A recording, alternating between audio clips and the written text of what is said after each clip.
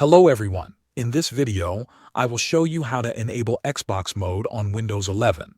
First, open the Settings app on your PC.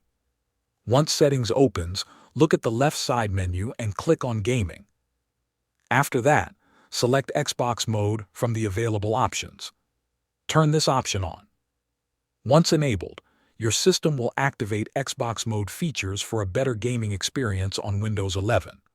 If you do not see the Xbox mode option in your gaming settings, your PC may be missing the latest optional Windows update.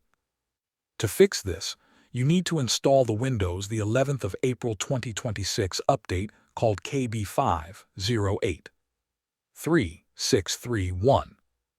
You can get this update manually from the official Microsoft Update Catalog website. Open the site, search for the update version, and download the version that matches your system. After the update finishes installing, restart your computer. Then open Settings again, go back to Gaming, and you should now see the Xbox mode option available. That's how you can enable Xbox mode on Windows 11.